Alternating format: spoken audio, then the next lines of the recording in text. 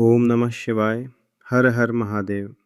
जब मनुष्य की सारी शक्तियां समाप्त हो जाती हैं, जब विज्ञान मौन हो जाता है, जब तर्क अपनी सीमा पार कर जाता है, तब कुछ ऐसा घटित होता है जिसे केवल चमत्कार कहा जा सकता है। आज हम आपको ले चलेंगे उस घटना की ओर जो 21वीं सदी का सबसे बड़ा आध्यात्मिक प्रमाण है। वह घटना जिसने लाखों लोगों की आस्था को पुनः जगाया। वह घटना जिसने यह सिद्ध कर दिया कि भगवान केवल मंदिरों में नहीं, हर पल, हर क्षण अपने भक्तों की रक्षा में तत्पर रहते हैं।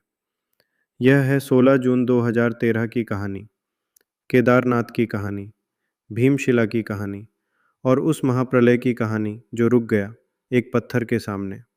केदारनाथ, हिमालय की गोद में बसा वह पवित्र धाम जहाँ स्वयं भगवान शिव ज्योतिर्लिंग के रूप में विराजमान है। समुद्र तल से 11,700 फीट की ऊंचाई पर, जहां पहुंचना ही एक तपस्या है, जहां की यात्रा एक साधना है, जहां हर कदम पर आस्था की परीक्षा होती है। 16 जून 2013, वह दिन जो इतिहास में काले अक्षरों में लिखा गया। उत्तराखंड के पहाड़ों पर बादल फटे। ऐसी वर्षा हुई जो सदी में एक बार भी नहीं होती। 24 घंटे में इतना पानी बरसा कि नदियां उफन उठीं। मंदाकिनी नदी, जो सदा शांत और पवित्र बहती थी, वह एक विकराल रूप में बदल गई, एक दानव बन गई, एक महाप्रलय बन गई। उस समय केदारनाथ में हजारों श्रद्धालु थे, तीर्थयात्री, साधु, संत, परिवार, बच्चे, वृद्ध, सब भगवान शिव के दर्शन के लिए आए थे। किसी को कल्पना भी नहीं थी कि आज प्रकृति अपना सबसे भयावह रूप दिखाने वाली है। सुबह से ही भारी वर्षा हो रही थी, किंतु अचानक दोपहर के बाद सब कुछ बदल गया। आकाश फट पड़ा, जैसे स्वर्ग से समुद्र उतर आया हो, जैसे देवता रो रहे हों, जैसे प्रलय का संकेत हो। और फिर वह भयानक गर्जना सुनाई दी। पहाड़ों से पत्थर गिरने लगे, चट्टानें टूटने लगीं, ग्लेशियर पिघलने लगे और ऊपर से, बहुत ऊपर से, एक विशाल जल राशि मिट्टी, पत्थर, पेड़ों और मलबे के साथ गर्जना करती हुई नीचे की ओर आने लगी। लोग भागने लगे, चीखने लगे, रोने लगे, किंतु भागे कहाँ? चारों ओर पहाड़, नीचे उफनती नदी और ऊपर से आता हुआ वह जल प्रलय। कोई मार्ग नहीं, कोई रास्ता नहीं, कोई बचाव नहीं। और उस क्षण सबने एक ही नाम लिया, ओम नमः शिवाय। बाबा केदार, हे भोलेनाथ, हे त्रिलोकीनाथ, अब तो तुम ही बचा सकते हो। मंदिर के पुजारी, जो पीढ़ियों से केदारनाथ की सेवा करते आए हैं, उन्होंने मंदिर के कपाट बंद कर दिए। उन्होंने शिवलिंग को गंगा जल से अभिषेक किया, धूप दीप जलाया और फिर वे भी बाहर आ गए, क्योंकि अब मंदिर के भीतर रहना संभव नहीं था। चारों ओर से पानी घुस रहा था। हजारों लोग मंदिर के आसपास इकट्ठे हो गए, क्योंकि उन्हें विश्वास था, यदि कोई स्थान सुरक्षित है तो वह केदारनाथ मंदिर है। यदि कोई रक्षा कर सकता है तो वह भगवान शिव है। और फिर वह दृश्य दिखाई दिया जिसे देखकर सबके प्राण सूख गए। ऊपर से चोरबाड़ी ताल, जो एक ग्लेशियर झील थी, वह टूट गई। उसका सारा जल, जो लाखों टन था, वह एक साथ नीचे की ओर आने लगा। उसके साथ विशालकाय चट्टानें, पत्थर, मिट्टी, पेड़, मलबा, सब कुछ एक विकराल दीवार की तरह, एक सुनामी की तरह, जो सब कुछ तहस नहस करती हुई केदारनाथ मंदिर की ओर आ रही थी।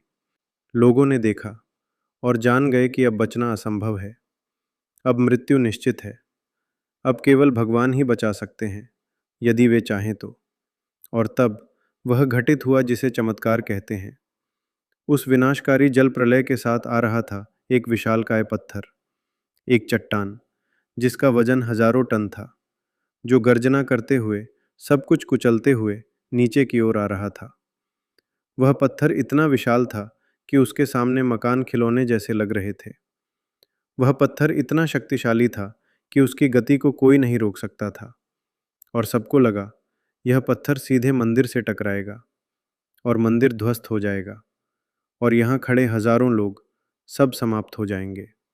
किंतु नहीं, वह विशालकाय पत्थर, जो सीधी रेखा में मंदिर की ओर आ रहा था, अचानक, केवल कुछ मीटर पहले, रुक गया, ठहर गया, मंदिर के ठीक पीछे, मंदिर को छुए बिना, मंदिर को नुकसान पहुंचाए बिना, जैसे किसी अदृश्य हाथ ने उसे थाम लिया हो।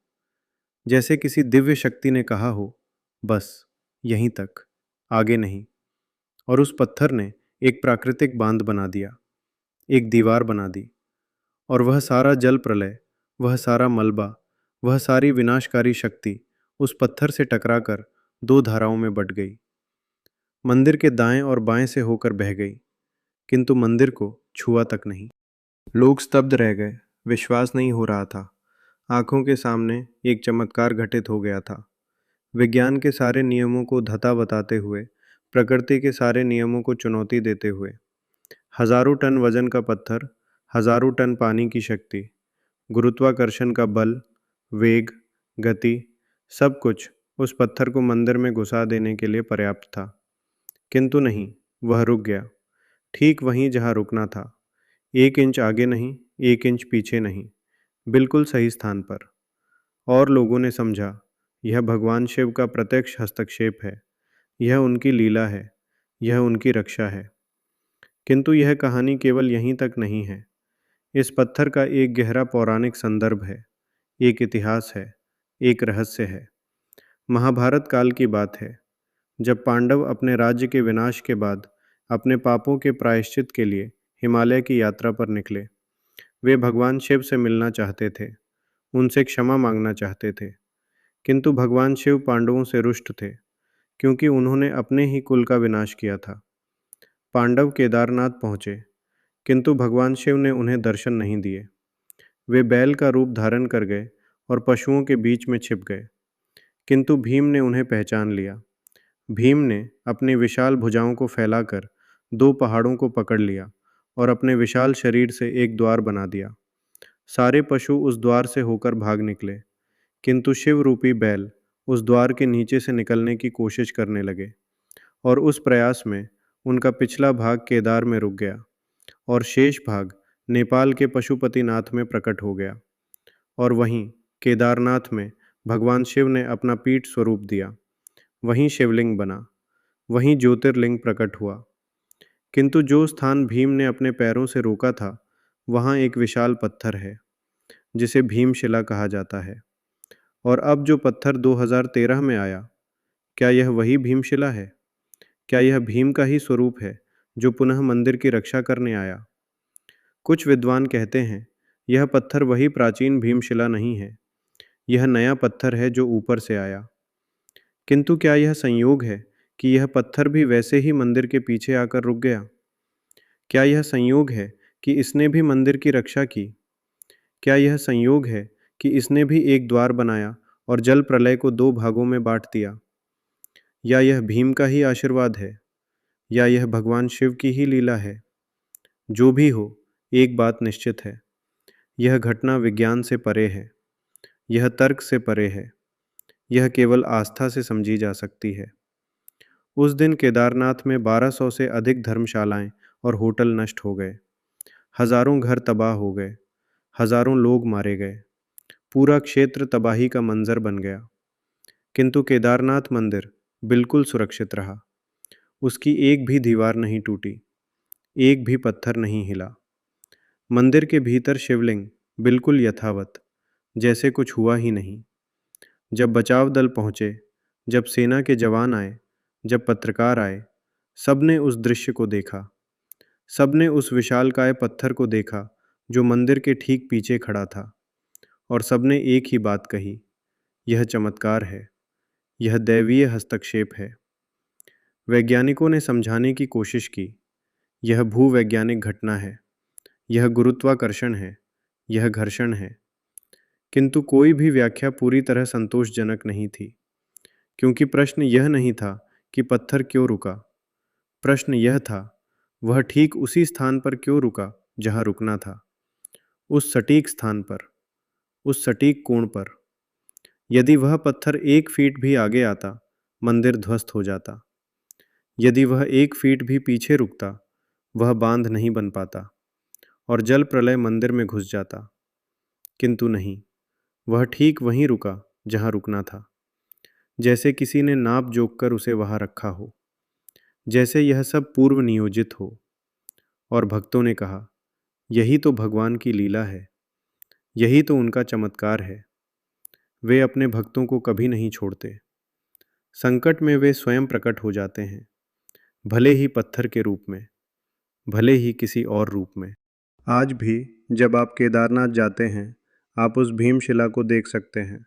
वह आज भी वहीं खड़ी है, मंदिर के पीछे, एक मूक गवाह की तरह, एक रक्षक की तरह, एक देवदूत की तरह। और जब आप उस पत्थर को देखते हैं, तो आप अनुभव करते हैं, यह केवल पत्थर नहीं है, यह आस्था का प्रतीक है, यह विश्वास का प्रमाण है। यह इस बात का साक्ष्य है कि भगवान हैं और वे हमारी रक्षा करते हैं। 2013 की त्रासदी में हजारों लोग मारे गए, यह सत्य है, यह दुखद है, किंतु यह भी सत्य है कि हजारों लोग बच गए। वे लोग जो मंदिर के आसपास थे, वे बच गए, क्योंकि भीमशिला ने उन्हें बचाया, भगवान शिव ने उन्हें बचाया। यह घटना हमें सिखाती है, जब सब कुछ समाप्त हो जाता है, जब कोई आशा नहीं रहती, जब मृत्यु सामने खड़ी होती है, तब भी आस्था मत छोड़ो, विश्वास मत छोड़ो, भगवान को मत छोड़ो, क्योंकि वे तुम्हें कभी नहीं छोड़ेंगे। केदारनाथ आज भी खड़ा है, पहले से भी अधिक भव्य, पहले से भी अधिक दिव्य। लाखों श्रद्धालु हर वर्ष वहाँ जाते हैं, भगवान शिव पे दर्शन करते हैं और भीमशिला के दर्शन भी करते हैं। और जब वे उस पत्थर को छूते हैं, तो अनुभव करते हैं, यह केवल पत्थर नहीं है, यह भीम का आशीर्वाद है, यह शिव की कृपा है, यह उस दिव्य शक्ति का प्रमाण है जो सदा हमारे साथ है। हर हर महादेव, जय भोलेनाथ, जय केदारनाथ, जय भीमशिला। ओम नमः शिवाय।